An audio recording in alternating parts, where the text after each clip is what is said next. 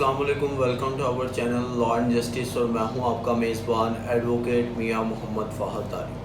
تو آج ہم اپنے ویورز کے پاس جس ٹاپک کے ساتھ آئے ہیں وہ ہے ڈیفامیشن، جسے اردو میں حد کے عزت کا دعویٰ بھی کہا جاتا ہے۔ تو ہم اس ویڈیو میں دیکھیں گے کہ ڈیفامیشن کیا ہوتی ہے، اس کے کون سے ایلیمنٹس ہیں، اور پاکستانی قانون میں اس کی کیا سزا ہے، اور لوگ اس کو کس طرح استعمال کر سکتے ہیں۔ تو ویڈیو کی طرف جانے سے پہلے میری اپنے تمام ویورز سے گزارش ہے کہ ہمارے چینل کو سبسکرائب کریں اور ہماری ویڈیوز کو زیادہ سے زیادہ شیئر کریں تاکہ زیادہ سے زیادہ لوگ اس سے مستفید ہو سکیں۔ سب سے پہلی جو چیز ہے، ڈیفامیشن کیا ہوتی ہے، پاکستانی قانون کی روح سے اس کی کیا ڈیفینیشن ہے۔ تو ڈیفامیشن بیسکلی ایسی چیز ہے دیٹ انجرز تھرڈ پارٹی ریپوٹیشن۔ آسان الفاظ میں آپ کو سمجھاتا چلوں کہ ڈیفامیشن ایسے الفاظ یا کلمات ہیں جو کسی انسان کی عزت کو مجروح کرتے ہیں، وہ ڈیفامیشن کہلائیں گے۔ تو یہ ہو گئی ڈیفامیشن کی ڈیفینیشن۔ تو ڈیفامیشن کو کون سا آرٹیکل سیکشن قانون کا ڈیل کرتا ہے؟ 500 PPC اس کو ڈیل کرتا ہے۔ ڈیفامیشن کے لیے علیحدہ ایک آرڈیننس بھی بنایا گیا جسے ڈیفامیشن آرڈیننس 2002 کہا جاتا ہے، جس کا سیکشن 3 ڈیفامیشن کو ڈیفائن کرتا ہے اور اس کی پنشمنٹ بتاتا ہے۔ اب جو بھی شخص، سب سے پہلے یہ چیز آ جاتی ہے کہ جو بھی شخص آپ کے خلاف کوئی بھی ڈیفامیشن کرتا ہے، کوئی بھی ایسے جملات ادا کرتا ہے جس سے آپ کی عزت مجروح ہوئی ہے،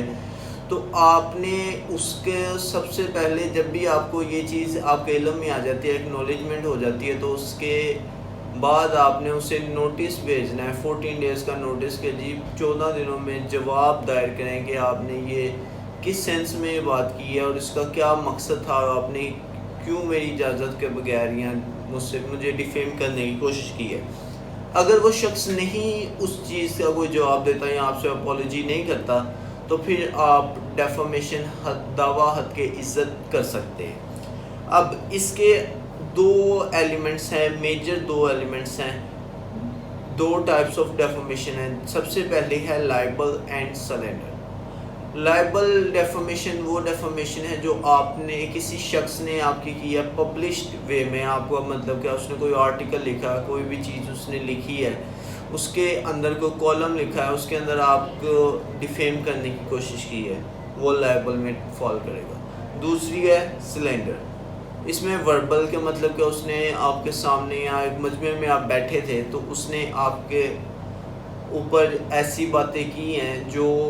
پبلک ہو گئی ہیں اور اس سے آپ کی عزت مجروح ہوئی ہے، تو یہ سلینڈر کہلائے گا۔ اب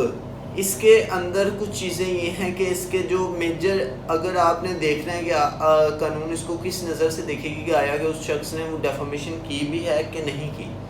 تو اس کے دو انگریڈینٹس ہیں جو میجر انگریڈینٹس کا فلفل ہونا ضروری ہے۔ سب سے پہلا انگریڈینٹ ہے کہ جو ڈیفامیشن ہو وہ کہیں کسی پبلک پلیس پر یا کسی بک میں شائع کی گئی یا اخبار میں شائع کی ہو، پھر وہ ڈیفامیشن کہلائے گا۔ دوسرا مینزریا۔ مینزریا کیا ہے؟ کیا اس شخص نے بدنیتی سے آپ کو صرف ڈیفیم کرنے کے لیے، اس کا مقصد اس چیز کو لکھنا یا بولنا صرف آپ کو ڈیفیم کرنا ہو، یہ ڈیفامیشن میں آتا ہے۔ اب اگر کوئی شخص آپ کے اوپر ڈیفامیشن کا دعویٰ کر دیتا ہے تو اس کے اندر آپ کے پاس کون سے ڈیفینس آتے ہیں؟ لیٹ سپوز اگر آپ ایک رائٹر ہیں یا آپ ایک بک پبلشر ہیں، تو اس بندے نے بک پبلشر کے اوپر جی کر دیا کہ اس نے یہ جو چیز لکھی ہے یہ میرے خلاف ہے، یہ میری عزت کو مجروح کر رہی ہے، جھوٹی بات لکھی ہے، تو ڈیفامیشن کر دی ہے، تو وہ شخص، آپ اس کے اوپر ڈیفینس کیسے لیں گے، اپنا دفاع کیسے کریں گے؟ آپ کے پاس دفاع کا جو پوائنٹ ہے اس میں سب سے پہلا پوائنٹ یہ آ جائے گا کہ آپ اس بک کے رائٹر نہیں ہیں، ٹھیک ہے۔ دوسرا پوائنٹ اس میں آئے گا کہ آپ نے یہ جو چیز لکھی تھی یہ گڈ فیتھ میں لکھی گئی ہے۔ تیسرا اس کے اندر ڈیفینس آ جائے گا کہ پبلک گڈ کے لیے تھی۔ چوتھا تھا کہ آپ نے اس کے لیے اجازت دی ہے، کہ مطلب کہ جس بندے کے خلاف میں لکھ رہا ہوں اس سے پہلے آپ نے پرمیشن سیک کی ہے اور اس نے آپ کو پرمیشن دی ہے، جس کے بعد آپ نے وہ کالم شائع کیا ہے، اسینٹ گیون جسے کہیں گے۔ اس کے بعد ہے کہ اگر وہ شخص نے، ٹھیک ہے، اس نے ڈیفیم کر دیا اور اس شخص، آپ نے لیٹس سپوز آپ نے ڈیفیم کیا ہے اور آپ نے اسے نوٹس میں اپولوجی بھی کی ہے کہ میں اپنے ورڈز اسی جگہ جہاں میں نے شائع کیے تھے وہاں ہی میں معافی بھی مانگ لیتا ہوں اور اس پہ نہیں آتا، تو یہ بھی آپ کا ڈیفینس ہوگا، دفاع ہوگا کہ آپ نے سیٹل ڈاؤن کرنے کی، آپ نے اپنے کیے کی معذرت کرنے کی کوشش کی۔